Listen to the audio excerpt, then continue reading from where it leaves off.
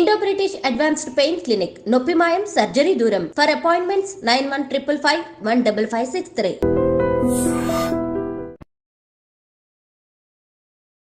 నమస్కారం, welcome to I dream. ధర్మ మార్గం విత్ విజిత కార్యక్రమానికి స్వాగతం.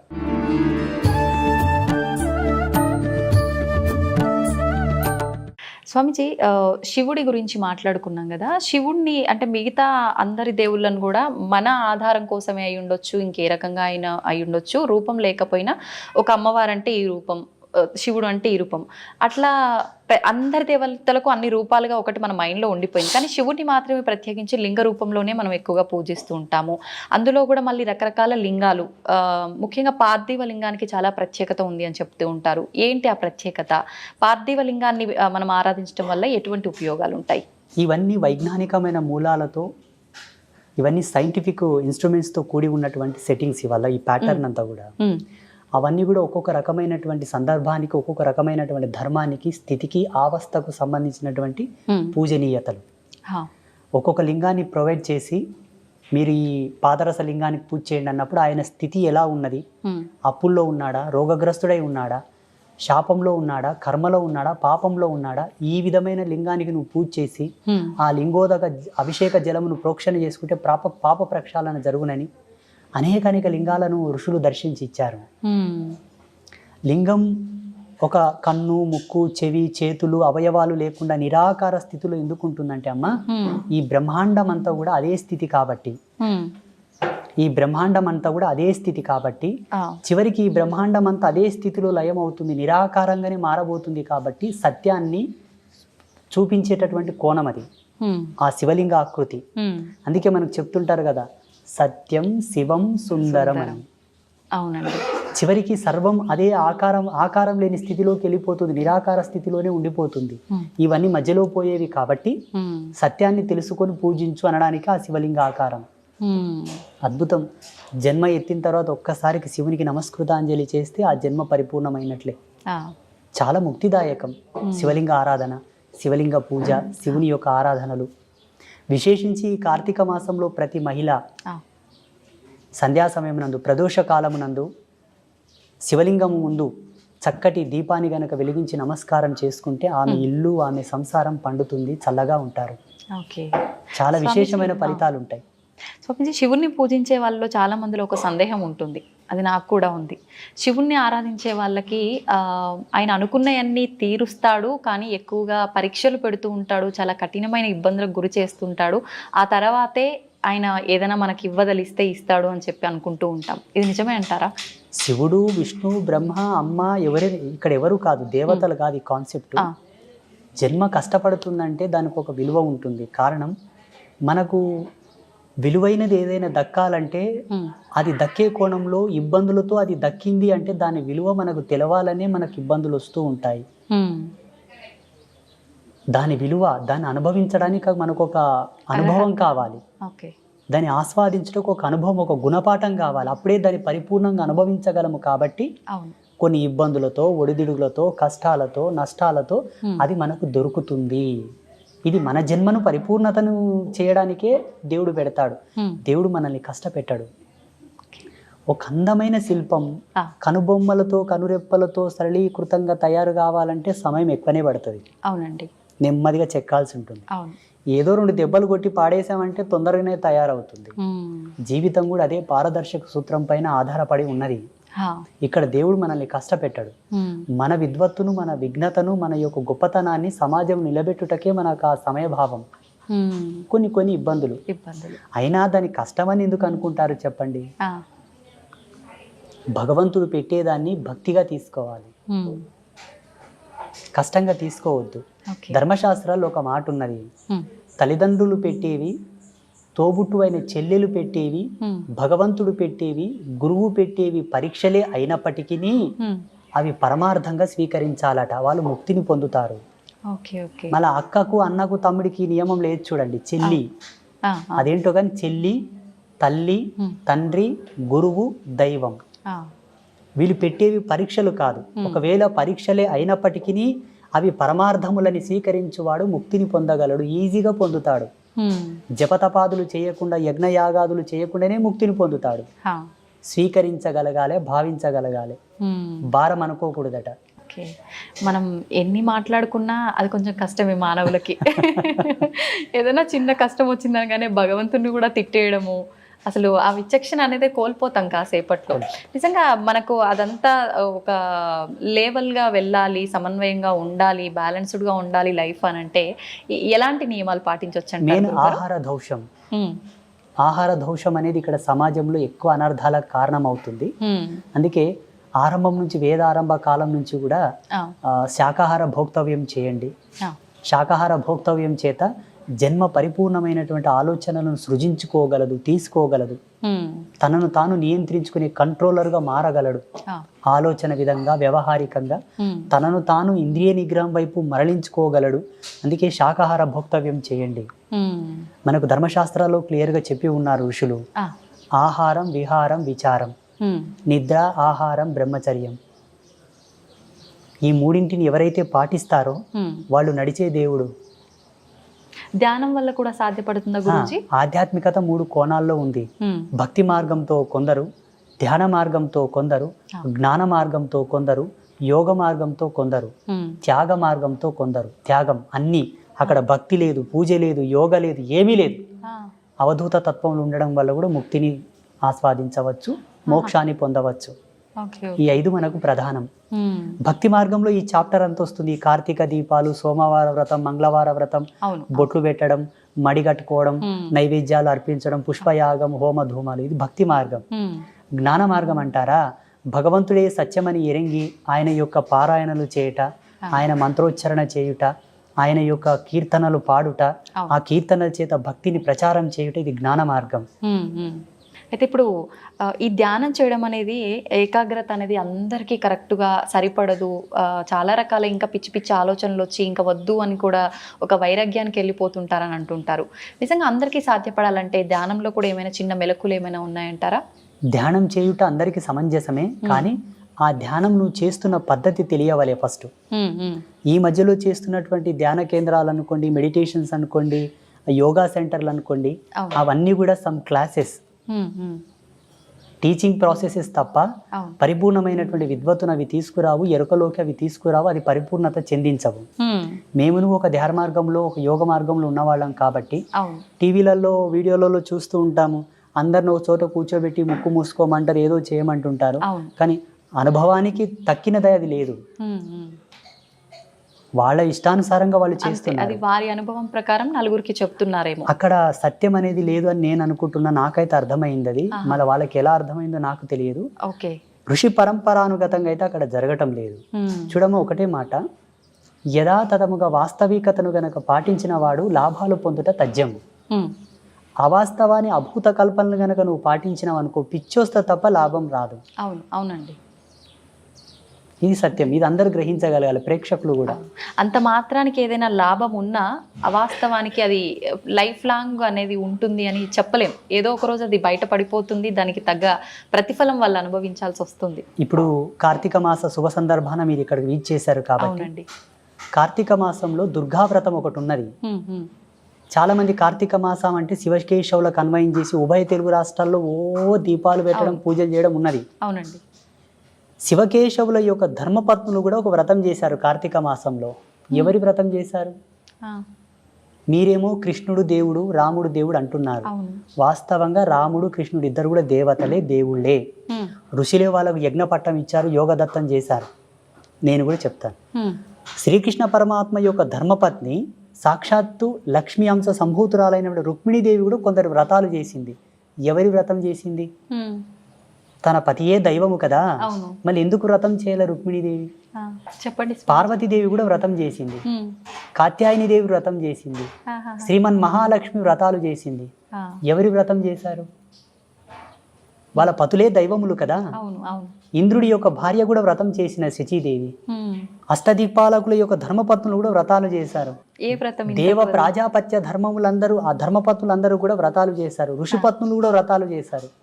వ్రతం ఎవరికి చేయబడుతుంది? నోములు ఎవరికి చేస్తారు? భగవంతుడికే చేస్తారు, పురుష దేవతలకు లేవు. అంటే అందరినీ సృష్టించింది ఆదిపరాశక్తి లలిత అమ్మవారు కాబట్టి ఆమెకు సంబంధించిన వ్రతం ఏదైనా ఉందా? ఎగ్జాక్ట్లీ. అస్తు అస్తుమే సదాశివో అస్తు, ఇది సత్యం. ఓకే. కానీ ఎక్కడ చేస్తున్నారు ఇప్పుడు? చేయట్లే.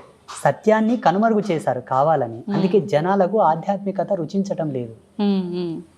మీరు అన్నట్టుగా కన్ఫ్యూజన్లోకి వచ్చేసి వైరాగ్యం వచ్చి ఈ దేవుళ్ళొద్దు, ఈ ఫోటోలొద్దు, తీసేయని రాని పక్క కానీ గమ్మున కూర్చుంటున్నారు.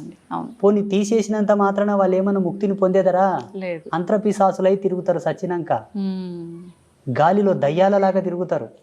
ఎన్ని పిండ ప్రదానాలు చేసినా, ఎన్ని శ్రద్ధా తర్పణాలు చేసినా, ఎన్ని దాన సంస్కారాలు చేసినా వాళ్ళ ఆత్మలకు మోక్షం రాదు, రిజర్వేషన్ రాదు, తిరుగుతూనే ఉంటారు. అది మరీ దుర్భర్మం, మరి ఘోరం. అది ఇదన్నా బాగుంది కానీ అది భయానకం. అది భయానకం. అయితే స్వామీజీ, చాలా మంది ఇప్పుడు ఈ సాధన, ధ్యానము ఇలాంటివి చేయడం వల్ల హిమాలయ ప్రాంతాల్లో కొన్ని వందల సంవత్సరాలు కూడా జీవంతో ఉన్న ఋషులు, సాధువులు ఇలాంటి వాళ్ళు ఉన్నారని చెప్తుంటారు కదా, నిజంగా అంత సాధ్యపడుతుందంటారా వీటి వల్ల? 100%. రేపు జనవరి నెల చివరిలో కుంభమేళ స్టార్ట్ అవుతుంది. మీరు దయచేసి మీ ఐ డ్రీమ్ మీడియా వాళ్ళు వెళ్ళండి, లేదంటే నాకు అక్కడ కలవండి, నేను కలుస్తాను. మీకు ఎంత మందిని కావాలో అంత మందిని పరిచయం చేస్తా, వాళ్ళతో రిక్వెస్ట్ చేస్తాను, మీతో మాట్లాడిస్తాను, ఎన్నేళ్ళు బతికినావు చెప్పప్ప అని చెప్తా. ఇప్పుడు మాలాంటి వాళ్ళు చెప్తే కొంతమంది కామెంట్లు పెడుతున్నారు, ఇంకో పిచ్చోడు ఉన్నాడు, వీడు ఎట్లా బతుకుతారో నాయన, ఇది సైన్స్కే విరోధం కదా అంటున్నారు. నీ సైన్స్ కంతు చిక్కని మిస్టీరియస్ చాలా ఉన్నాయి. గీజా పిరమిడ్ మీద ఇంతవరకు ఏ సైంటిస్టు రీసెర్చ్ చేయలేదు. ఔరంగాబాద్లో ఉన్న కైలాస టెంపుల్ మీద ఏ సైంటిస్టు రీసెర్చ్ చేసి రికార్డు ఇవ్వలేదు. వీటి గురించి మీకెందుకయ్యా? మీకేమైనా ఆధ్యాత్మికంగా పట్టున్నదా? సాధన మర్మములు తెలుసా మీకు? యోగ మూలాలు తెలుసా మీకు? ఒక తాబేలు కానీ చేప కానీ నీళ్ళల్లో గంటల కొద్దీ ఉండగలదు. నువ్వు ఉండగలవా? లేదు. దాని శారీరక నిర్మాణ స్థితి, దాని శైలి, దాని జీవన విధానం అది అవలంబించుకుంటున్నది. యోగ మార్గంలో కొన్ని మెలకువలు ఉన్నవయ్యా, వాటితో వాళ్ళు శరీరాన్ని అట్లా మలుచుకొని బ్రతుకుతున్నారు, లక్షల సంవత్సరాలు బ్రతుకుతున్నారు. అవి సామాన్యులకు కూడా సాధ్యపడతాయంటారా? అలా జీవించగలగాలి. శరీరాన్ని ఎన్నో వ్యయప్రయాసాలకు, ఒడిదుడుగులకు ఓడ్చుకొని శరీరాన్ని క్రమబద్ధీకరించి బెండ్ చేయాలి, మడచాలి దాన్ని. చాలా రిస్క్తో కూడుకున్నది. చాలా. మీకు లైవ్లో ఇప్పుడు మీరు చాలా రేర్గా నాకు పరిచయం అయ్యారంటే ఈ మధ్యలో పరిచయం అయ్యారు. ఇక్కడ సమీపంలో యానగుంది క్షేత్రం ఉంటుంది, మాణికేశ్వరి మాత. అమ్మ 82 సంవత్సరాలు నిరాహార యోగినిగా ఉండే మొన్నటి వరకు. 2 సంవత్సరాలు అయింది అమ్మ శివైక్యం చెంది, అంటే జీవ సమాధి అయింది. మొన్నటి వరకు అమ్మవారు చెప్పింది, నేను ఈ కలియుగంను వీడిపోతున్నాను, కలియుగంకు ఒక మహమ్మారి వస్తుంది చూడని. అమ్మవారి సమాధి చెందిన వారంకే కరోనా ప్రవేశించింది భారతదేశంలో. ఇంతకంటే లైవ్ సాక్ష్యం ఏం కావాలి? ఆమెకు తెలుసు కదా ఈ మహమ్మారి వస్తుందని. అమ్మ ఇంకొక మాట కూడా అన్నది, ఏంటండి? ఊరుకో పతివ్రత ఉంటే ఊరు పొలిమేరకు ఏ విఘాతం జరగదట. ఆ పతివ్రత ధర్మంతో ఊళ్ళో ఒక సాధువు ఉంటే ఆ ఊరికి ఏ విధమైన అనర్థాలు జరగవట. అలాగే ఈ భారతీయ భౌగోళిక స్థితికి మాలాంటి తాపసులు అడ్డున్నారా, అందుకే మహమ్మారులు ప్రవేశించటం లేదు. నేను వెళుతున్నాను, వస్తుంది మహమ్మారి, దీన్ని ఆపగలిగినటువంటి యోగకర్తం ఏదైనా చేయండి అన్నది అమ్మవారు. వాస్తవంగా అమ్మవారు పోయినమ్మనే భారతదేశానికి కరోనా వచ్చింది. అంతకన్నా ముందు వేరే దేశాల్లో నా తాండవం ఆడింది మొత్తం. అమ్మవారు చెప్పిన వాక్కును అనుసరించే మన పీఠంలో గోమాత కళ్యాణం చేసి లోక కళ్యాణానికి ధారపోసాం ఆ యజ్ఞశక్తిని. మళ్ళీ కరోనా వెళ్ళిపోయింది. ఈమె పిచ్చిగా అనిపించవచ్చు కానీ ఈ స్పిరిచువాలిటీ డిపార్ట్మెంట్ అంతా కూడా నేచర్ కంట్రోలర్ సిస్టమ్స్. ఇవన్నీ ప్రకృతిని మేము కంట్రోల్ చేస్తాం, మీకు చేత కాదు. మిమ్మల్ని ప్రకృతి కంట్రోల్ చేస్తుంది, ఇంతే తేడా. స్వామీజీ, ఇలా అంటే ముందే ఏదైనా జరగబోతుంది అంటే, ఇప్పుడు ఆ మాతాజీ గారు చెప్పినట్టు కొన్ని చెప్తూ ఉంటారు, నిజంగా జరిగినవి కూడా చూస్తుంటాము.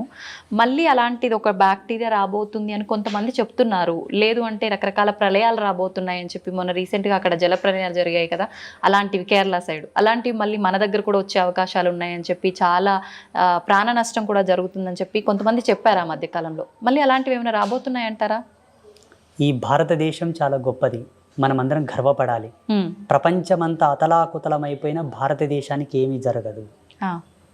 కాలధర్మ సిద్ధాంతంలో మనము కొంత ఏగవలసి ఉంటే ఏమో అట్లా వచ్చిపోతాయి తప్పిస్తే మనకు ఏ భయము లేదు. ఎందుకంటే మన దేవాలయ వ్యవస్థ అంత గట్టిది.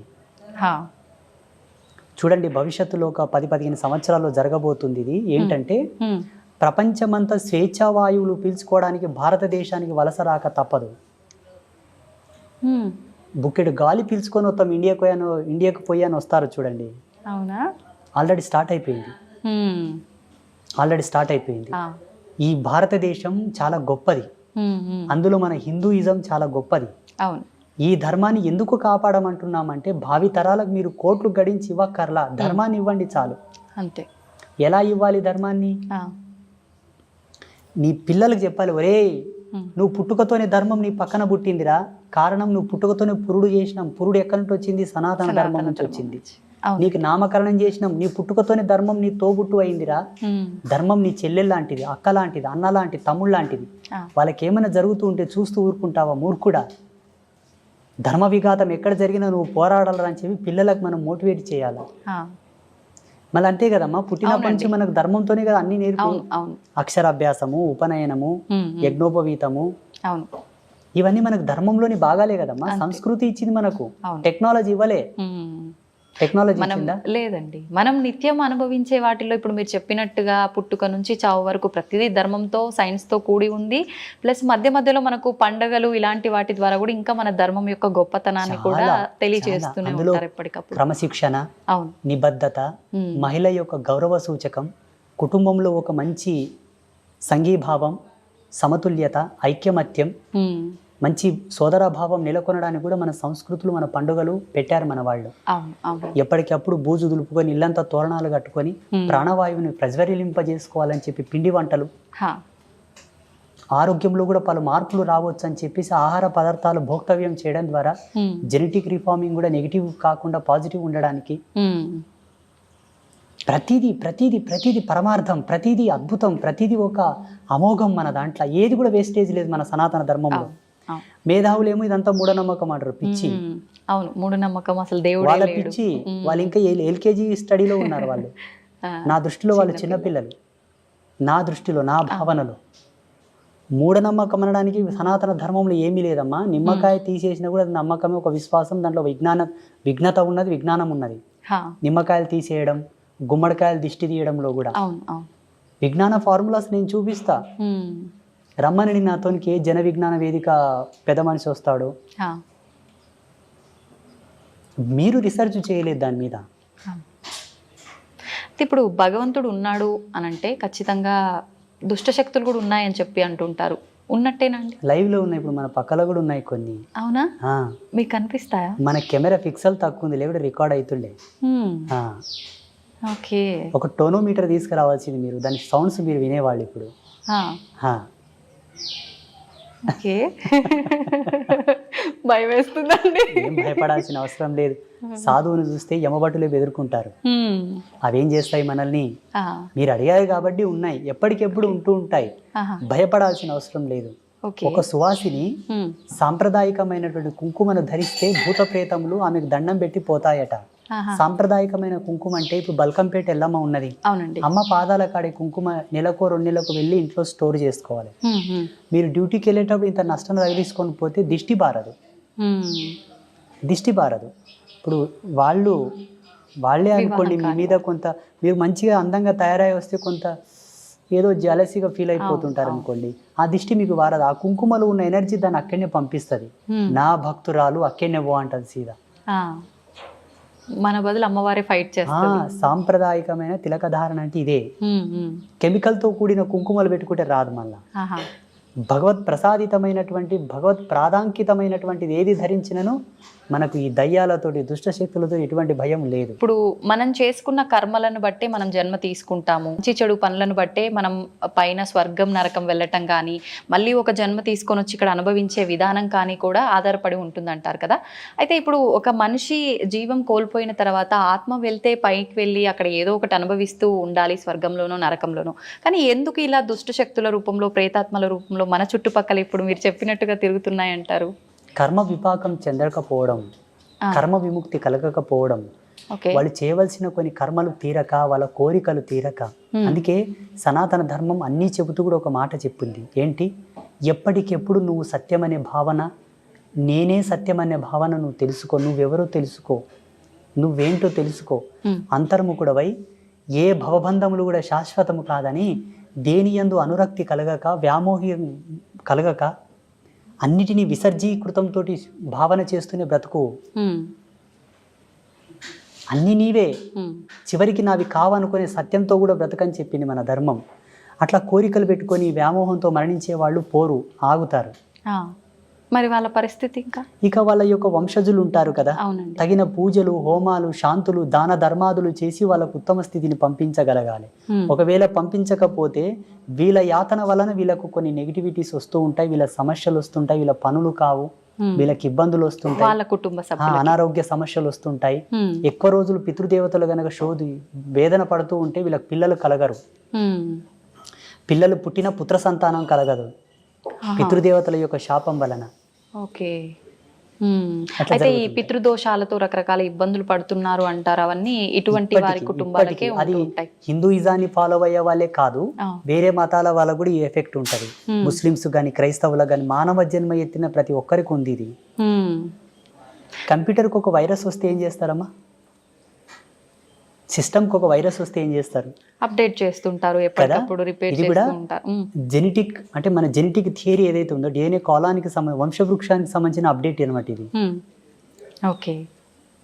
అయితే ఇప్పుడు మనం ఏదైతే ఇప్పుడు ఈ ఆత్మలు ఇలాంటివి ఉన్నాయి అనుకున్నామో, అలాగే భగవంతుడు కూడా మన కళ్ళకు కనిపిస్తాడా ఆత్మల్లాగానే? చాలామంది ఈ మధ్యకాలంలో నాకు భగవంతుడు కనిపిస్తాడు, కావాలంటే మీకు చూపిస్తా అని చెప్పి రకరకాలుగా మాట్లాడుతున్నారు.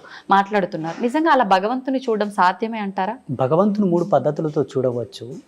జ్ఞాన రూపకంగా చూడవచ్చు, భావరూపకంగా చూడవచ్చు. దానికి రూపం లేదు. అలా ఫీల్ అవ్వచ్చు, కనిపిస్తున్నాడు, మనం ఫీల్ అవ్వచ్చు.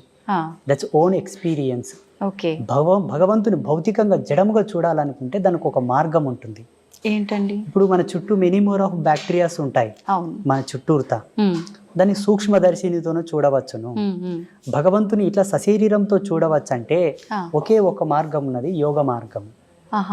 యోగాతో చూడవచ్చు. ఓకే. అంటే ఎంతకాలం అది చేయాల్సి ఉంటుంది? సాధకుడి యొక్క సత్యశీలత పైన ఆధారపడి ఉంటుంది. అంటే ఎంత నిష్టగా ఆయన యొక్క ఫోకస్, ఆయన యొక్క ఏకాగ్రత, ఆయన లక్ష్యం, ఆయన యొక్క నిగ్రహ శక్తి పైన కొందరికి తొందరగా అవుతుంది, కొందరికి ఈ జన్మల కాకపోతే మరు జన్మ తీసుకోవాల్సి వస్తుంది, కొందరికి జన్మాంతంలో కూడా భగవత్ సాక్షాత్కారం కలిగి కూడా విముక్తి పొందిన వాళ్ళు ఉంటారు. అయితే ఒక మానవుడు భూమి మీదకి వచ్చిన తర్వాత ఒక జన్మ తీసుకొని అసలు నా పుట్టుకకు అర్థం ఏంటి, నేను ఏం చేయడానికి వచ్చాను అనేది ప్రతి ఒక్కరు కూడా మర్చిపోయి, ఇందాక మీరు చెప్పినట్టుగా కోరికలు, రకరకాల అంటే వ్యామోహాలు, బంధాలు, బంధుత్వాలు, వీటిపైన కొట్టుమిట్టాడుతూ ఉంటారు. పుట్టుక మరణం శాశ్వతం, వెళ్ళాల్సిందే, మోక్షం పొందడం కోసం మనం అవన్నీ కర్మలు క్లియర్ చేసుకొని భగవంతుల్లో ఐక్యం అవడానికి ఇవన్నీ అని చెప్పి మీలాంటి వాళ్ళు చెప్తూ ఉంటారు. మరి ఈ వీటిల్లో కొట్టుమిట్టాడుతూ ఉండే ఈ ప్రాసెస్లోనే పుడుతుంటాం, పోతుంటాం, ఎప్పుడు మోక్షాన్ని పొందుతామంటారు? అసలు మోక్షం అనేది 2 ప్రాతిపదికలపైన ఆధారపడి ఉంటుంది. మోహాన్ని క్షయించుటే మోక్షం, మోహక్షయ ఇది మోక్ష అన్నారు పెద్దలు. అంటే ఈశ్వరుడి యందు కూడా మోహాన్ని వదిలిపెట్టాలి, భగవంతుని యందు కూడా మోహం వదిలాలి, అది మోక్ష స్థితి. శివుడి యందు కూడా మోక్షం వదిలిపెట్టాలి తల్లి. ఆ శివుడు ఉన్నాడు అన్న మోహాన్ని, మోక్షాన్ని వదలాలి, అదే మోక్ష స్థితి. నారాయణుడు ఉన్నాడు, నా నారాయణుడు అన్న స్థితి కూడా వదిలిపెట్టాలి, అదే మోక్షం. ఇక ముక్తి అంటారా, అది సంసార సారథ్యంలోనే సాధ్యం తప్పిస్తే సన్యాసులకు ముక్తి లేదు. ఒకవేళ సన్యాస పరంపరలో యతి ధర్మంలో ముక్తిని పొందాలనుకుంటే ఆయన చాలా కష్టపడాల్సి ఉంటుంది, సాధనత్రయంతో, మెడిటేషన్తో చాలా కఠోరంగా తపస్సు చేయాల్సి ఉంటుంది. మీకేమో ఈజీ వేలో వస్తుంది, మాకేమో చాలా కష్టంగా వస్తుంది. మరి అంత కష్టం అని తెలిసినప్పుడు ఎందుకు మీరు ఇలాంటి సాధనలు? జన్మకర్మ సంభవము. జన్మకర్మ సంభవం అంటే పోయిన జన్మలో తీసుకున్నటువంటి శబదం, భగవంతుడు మమ్మల్ని ఆదేశించినటువంటి ధర్మం, మా జన్మ మాకు తెలిసి మేము సన్యసించవలసినదే అని మాకు అర్థమయ్యి రావాల్సి ఉంటుంది. ఉదాహరణకి ఈరోజు కరెంటు లేదు. అవునండి. ఒక మంచి స్టూడియోలో ఏసీలో కూర్చొని మనం వీడియో చేయాల్సింది, కరెంటు లేదు అయినా చేయాలి, ఎందుకంటే చాలా దూరం నుంచి వచ్చాము కాబట్టి. చేస్తున్నామా లేదా? చేస్తున్నాం. అది కూడా అంతే. మేము ఎన్నో జన్మల నుంచి ట్రావెల్ అయ్యి వచ్చి ఉంటాము, మళ్ళీ ఎందుకు మొదలుకోవాలని ఆయన లేనిపోని తలకాయ నొప్పి అని ఇక్కడనే జన్మ సార్థకత పొందించుకుంటున్నాము కాబట్టి సన్యాసులం అయ్యాము. ఓకే. అయితే స్వామీజీ, కారణ జన్ములు అంటుంటారు. అసలు ఎవరు ఈ కారణ జన్ములు అంటే నిజంగా ఉంటారా? లేదు అంటే సనాతన ధర్మం గురించి మా లాంటి వారికి మంచి మంచి విషయాలు తెలియజేసే మీలాంటి వారిని కారణ జన్ములు అనొచ్చా? ఎవరిని అనొచ్చు అంటారు అసలు? లేదు, మనకు జన్మత్రయములని ఉన్నాయి. కర్మజన్మ, కామజన్మ, కారణజన్మ. 3. కర్మజన్మలు అంటే ఏంటమ్మా? జీవితాంతం కష్టపడుతుంటారు కానీ వృద్ధి చెందరు. కారణం పితాపితరులు చేసిన పాపాలు మిగిలిపోయి ఉన్నాయి, వాళ్ళు పుణ్యం చేసుకోగానే చచ్చిపోయినారు, అవి మన మీద పడ్డాయి. అందుకే కష్టపడుతున్నాం కాబట్టి ఆ కర్మలు దూరం చేసుకో, నీవు సన్మార్గంలోకి వస్తావు, లాభ పొందుతావు, సుఖపడతావు. అప్పులు రావు, రోగాలు రావు, ఇబ్బందులు రావు, బాధలు ఉండవు. కామజన్మ. కామజన్మ అంటే కేవలము సంభోగ ధర్మాన్ని ఆస్వాదిస్తూ కామ కోరికలతో ఉండి పిల్లలు సంసారం అనే వ్యామోహం లేకుండా అదేదో పిచ్చిగా జంతువులు కదా సంభోగం చేసినట్లు సంభోగం చేసి పిల్లల్ని కంటే పుట్టే పిల్లలు కూడా కామ పిల్లలే పుడతారు. హిరణ్యకశప హిరణ్యాక్షుల్లాగా. ఆయన చెప్తాడు, అమ్మా ఓ సతీ, ఇది సమయం కాదమ్మా, ఈ సమయంలో మనం తగదు, ఇది సంధ్యా సమయం అన్నా ఆమెకు కామం ప్రబలి కావాలంటే కావాలన్నదికే కామ సంతానం పుడుతుంది. వాళ్ళు ఎలా ఉంటారు? కామ సంతానం అంటే తల్లికి చెల్లికి భేదం తెలియక ఆడవాళ్ళ చేతుల్లో ప్రాణం పోయేటటువంటి పిల్లలు పుడతారు. సమాజంలో జరుగుతుంది కదా. ఇప్పుడు ప్రియాంక రెడ్డి హత్య కేసులో 4 చచ్చిపోయారు కదా, ఆ జన్మలు దీని కిందికే వస్తాయి. కామ జన్మలన్నీ కూడా ఆడవాళ్ళని అందరినీ కూడా ఒక బొమ్మలాగానే చూసే కాన్సెప్ట్ తో పుడతారు. చిన్న చిన్న పిల్లల పైన కూడా వీళ్ళంతా ఈ కేటగిరీ కిందికే వస్తారు. ఇక కారణ జన్మ అంటారా? కారణ జన్మ కేటగిరీలో Narendra Modiji first person. And second, నేను ఈ మధ్యలో అనుకుంటున్న నా అనుభవం ప్రకారం ఎవరి వ్యక్తిగతం వాళ్ళ ఇష్టం, నా వ్యక్తిగతం నేను అనుకుంటున్నంత వరకు పవన్ కళ్యాణ్. ఓకే, మీకు వేరే విధంగా అర్థమై ఉండొచ్చు, 3 పెండ్లాలు ఇట్లా అట్లా సినిమా స్టారు రంగేసుకొని ఆటాడినోడు అట్లా ఇట్లా మీరు అనుకోవచ్చు. ఒక్క మెతుకు సార్లు తల్లి అన్నం అయ్యిందా లేదని చూడ్డానికి అన్నమంతా పిస్కా కర్లా. ఆయన కొన్ని మాటలు విన్నాను నేను పవన్ కళ్యాణ్వి, చాలా అద్భుతమైనటువంటి విజనరీ ఉన్న వ్యక్తి, సనాతన ధర్మం గురించి, హిందూయిజం గురించి. అటువంటి వ్యక్తి అవసరం ఇప్పుడు ప్రస్తుత కాలంలో. అటువంటి ఆలోచన దృక్పథం కలిగిన వాడు కారణజన్ముడే. సామాజికంగా కారణజన్ములు మోదీజీ, పవన్ కళ్యాణ్. ఓకే, ఆధ్యాత్మికంగా చెప్పవలసి వస్తే బ్రహ్మశ్రీ సామవేదం షణ్ముఖ శర్మ గారు, చాగంటి కోటేశ్వరరావు గారు, గరికపాటి నరసింహారావు గారు, వద్దిపర్తి పద్మాకర్ గారు, వీళ్ళు ఆధ్యాత్మికమైనటువంటి కారణజన్ములు. యోగ సంధాన కర్తృత్వంలో కారణజన్ములు అంటే శృంగేరి జగద్గురువులు, చిన్నజీయర్ స్వామి వారు, శ్రీమాన్ చిన్నజీయర్ స్వామి వారు, ఇంకా కొంతమంది యతీంద్రులు, యోగులు, సిద్ధ పురుషులు, మఠాధిపతులు, పీఠాధిపతులు అందరూ కూడా యోగ పురుషులు. వాళ్ళు యోగ సంధాన కర్తృత్వంతోనూ వాళ్ళు కారణజన్ములు. వీళ్ళు భగవత్ సాన్నిధ్యానికి దగ్గరగా ఉన్నవాళ్ళు. వాళ్ళు శివైక్యం చెందిన తర్వాత ఈశ్వరునిలో లీనమయ్యేవాళ్ళు వీళ్ళందరూ. ఇది ఫైనల్ స్టేజ్ ఇన్ కారణజన్మ. వీళ్ళందరూ మోక్షం పొందడం, ఇంకా వాళ్ళకు మోక్షము ముక్తి లేదమ్మా, చాలా ఫైనల్ స్టేజ్. వీటికన్నా పెద్ద స్టేజ్ లో ఉన్నారు వాళ్ళు. ఇట్లా 3 జన్మలు ఉన్నాయి మనకు. మీ గర్భవాసమునందు మీ కడుపులో కూడా ఇంతటి గొప్ప వాళ్ళు కారణ జన్ములు, పుణ్య జన్ములు పుట్టాలనుకుంటే తప్పకుండా సనాతన ధర్మాన్ని ఫాలోఅప్ చేయండి. సనాతన ధర్మంలో కూడా మెనీ మోర్ ఆఫ్ కన్ఫ్యూజన్స్ ఉన్నాయి, రకరకాల సాంప్రదాయాలు. ఏవి పాటించకండి, సదాచార సంపన్నులై విరాజిల్లండి. ఈ సదాచారం మనకి ఎక్కడ దొరుకుతుందమ్మా అంటే దేవీ భాగవతంలో దొరుకుతుంది. దేవీ భాగవతం భగవతి విరచితం, సాక్షాత్తు త్రిమూర్తులకే చెప్పినది అమ్మవారు. మీరు త్రిమూర్తులు సుప్రీం గాడ్స్ అని మీరు కొలుస్తున్నారు. త్రిమూర్తులకే జగదంబ గీతోపదేశం చేసినది. ఆ జగదంబ చేసినటువంటి గీతోపదేశమే శ్రీకృష్ణ పరమాత్మ వారు ఆ యొక్క గీతను అర్జునుడికి ఉపదేశించాడు. అది భగవతి గీత. భగవతి గీత, భగవతి చెప్పిన గీత భగవద్గీత. అర్థమవుతుందా? అర్థమైందండి. మీకు ఒక ఫోటో నేను పంపిస్తాను, దీని మీద స్క్రీన్ మీద స్క్రోల్ చేయండి. కృష్ణ పరమాత్మ జగదంబను చూపుతూ అర్జునునికి గీతోపదేశం చేస్తాడు. ఆ ఫోటో బయటికి రిలీజ్ చేయరు చాలా మంది, ఎందుకంటే పక్షపాతం. అక్కడ స్త్రీమూర్తి హైలైట్ అవుతుంది కదా. వద్దు, మాకు అది వద్దు. దేవుళ్ళ విషయంలో కూడా పార్షియాలిటీస్. లేకపోతే ఇప్పటికీ ప్రతి సందర్భములో యజ్ఞమూర్తి ఎవరు, మంత్రతంత్ర అధిష్టాన దేవత ఎవరు, వేదమాత ఎవరు? అమ్మవారి గుళ్ళకు శోభ లేదు తల్లి. దక్షిణ భారతదేశంలో ఉంది, ఎందుకంటే దక్షిణ భారతదేశంలో ఆధ్యాత్మికతకు స్వతంత్రత ఉన్నది కాబట్టి. ఉత్తర భారతదేశంలో ఉన్న శక్తిపీఠాలన్నీ వెలవెలబోతున్నాయి తల్లి. అది నా బాధ. సెంట్రల్ గవర్నమెంట్ గనక నాకు అధికారం ఇస్తే భారతదేశంలో శక్తిపీఠాలకు ఉండే వైభవం ఏ దేవాలయానికి ఉండదు. నేను కట్టించి చూపిస్తాను స్వచ్ఛందంగా. అమ్మవారి గుడి అంటేనే ఒక అద్వితీయమైనటువంటి అజరామరమైనటువంటి కళాఖండముల చేత విరాజిల్లేటట్టుగా నేను కట్టిస్తాను. కానీ ఉండాలి.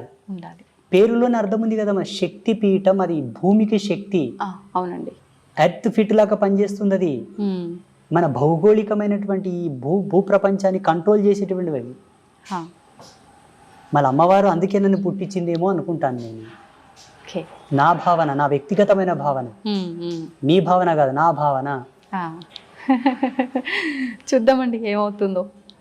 మీరు అన్నట్టుగా ఆలోచించడం కాదు, ప్రతి ఒక్కరు మనసులో ఉన్నదే. ఆడవారిని కొంచెం చిన్న చూపుగా చూస్తుంటారు. ఎవరింట్లో వాళ్ళకే కొంచెం చిన్న చూపు ఉంటుంది. సమానంగా సంపాదించినా, సమానంగా గౌరవం ఇచ్చినా, ఏ రకంగా అయినా కూడా ఉంది. ఇప్పుడు మీరు చెప్పేదాన్ని బట్టి చూస్తే అంటే ఈ పీఠాలు ఇవన్నీ అయితే మేము రీసెర్చ్ చెయ్యము, తిరిగి చూడం కాబట్టి అంటే అమ్మవార్ల ఆలయాల పైన కూడా ఇంత వివక్ష ఉంది స్త్రీ అని ఉంది. మీరు 12 జ్యోతిర్లింగాల దేవాలయాలు చూడండి, అవును, అష్టాదశ శక్తిపీఠాల దేవాలయాలు చూడండి, అవును, మీకు లైవ్లు ఇప్పుడే కనిపిస్తాయి కదా.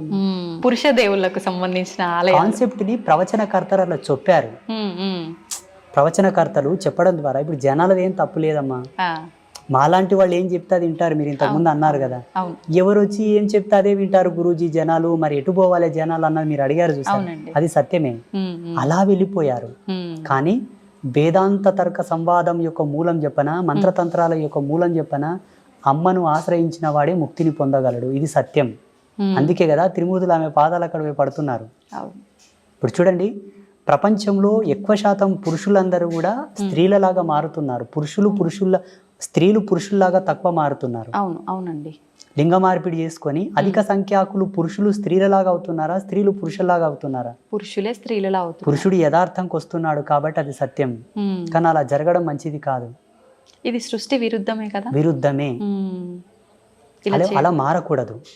ఒకవేళ ఆడపిల్లల యొక్క గుణగణాలతో స్త్రీ యొక్క స్వాభావికంతో ఒక పురుషుడు పుట్టినప్పటికీ సాధ్యమైనంత వరకు 100% వాని మోటివేట్ చేసి వాని ద్వారా ఒక జన్మనిప్పియాలి, వానికి సంసారం ఇవ్వాలి. కానీ ఏదో మహిళలాగా చేష్టలు చేస్తున్నాడని వాని కన్వర్ట్ చేయకూడదు. ఇప్పుడు అందరూ అలాగైతే జగత్ సృష్టి ఎట్లా జరగాలి తల్లి? అవునండి. మీకు జన్మనిచ్చిన తల్లిదండ్రులు కూడా ఇట్లా చేసుంటే మీరు పుట్టేవాళ్ళ? అది మనకు కావాల్సింది. 100కు 1,000,000 ప్రయత్నం చేయగా కూడా వాళ్ళు మాడలేదంటే ఈశ్వరార్పణంగా చేసేసేయండి, తప్పులేదు. ఇది నా అభిమతం. ఏమంటారు? కరెక్టే అండి. వాస్తవమా కాదా? వాస్తవమే. అది ఎంతసేపు బ్రతికినా మీరు యాంకరింగ్ ధర్మంలో, ఎలక్ట్రానిక్ మీడియా ధర్మంలో వాళ్ళు, సన్యాస ధర్మంలో నేను, సమాజం అంతా కూడా భావి తరాలను దృష్టిలో పెట్టుకొని బ్రతకండి. ఈనాడు మనం చేసింది రేపటి తరాలకు అది ఆచారం అవుతుంది.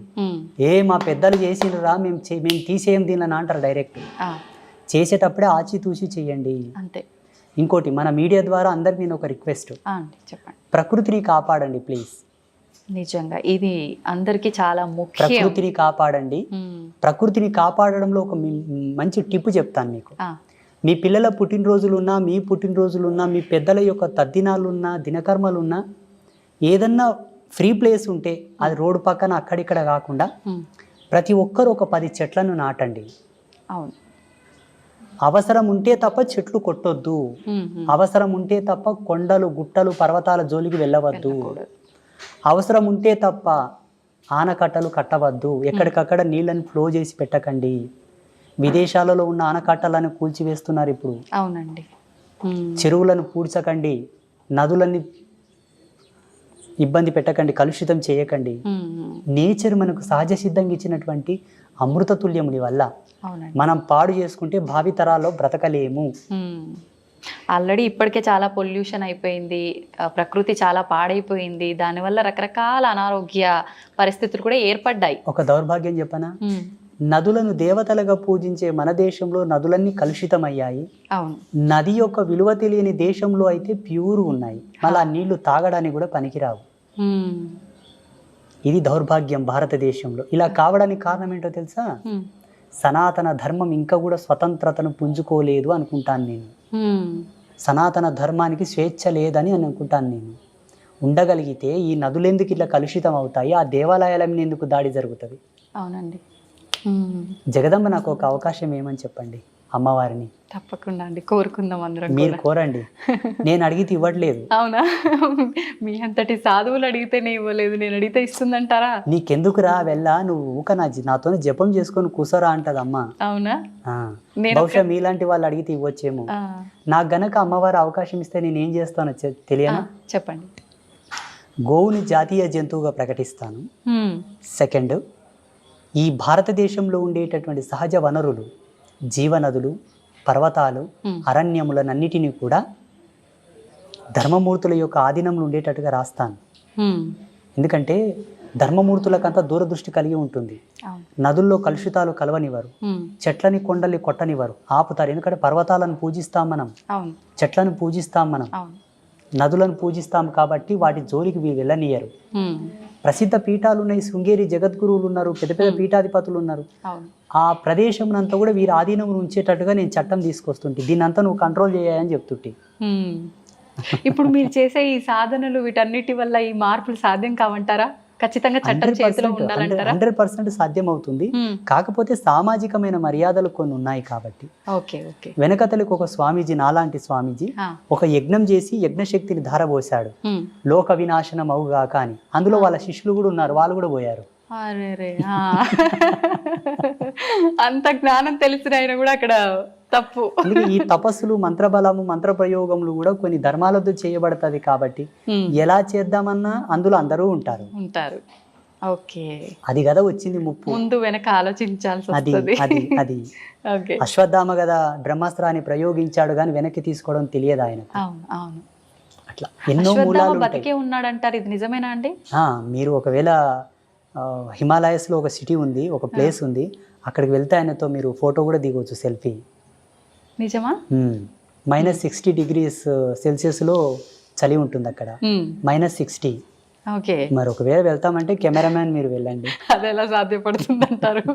గడ్డగట్టి పోము అక్కడే అడుగు పెట్టిన దగ్గర లేరు అనడానికి అవకాశం లేదు. సప్త ఋషులు ఉన్నారు, యోగ పురుషులు, సిద్ధ పురుషులు, మహావతార్ బాబాజీ కూడా ఉన్నారు ఇప్పటికీ. చాలా మంది యతీంద్రియులు, సిద్ధ పురుషులు ఉన్నారు. లేరు అని మీరు కొట్టిపాడేయకూడదు, ఎందుకంటే మీకు అనుభవం లేదు, మీరు చూడలేదు. మేము చూసాము కాబట్టి ఉన్నారని చెప్తున్నాము. వాళ్ళని ఇక్కడికి తీసుకొస్తామంటే తీసుకొస్తాము. ఈ యొక్క తపోజ్వాలకు తట్టుకొని ఉండే శక్తి ఈ మానవాళికి లేదు. పిట్టలు రాలిపోయినట్టు రాలిపోతుంటారు వాళ్ళు వస్తూ ఉంటే.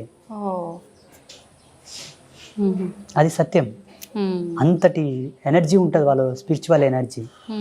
సంతోషం అండి, చాలా మంచి మంచి విషయాలు అయితే మా అందరికీ తెలియజేశారు. మరొక మంచి ఎపిసోడ్లో ఇంకా కొన్ని విషయాలు మీతో మాట్లాడాలని ఆశిస్తున్నాను. ధన్యవాదాలండి.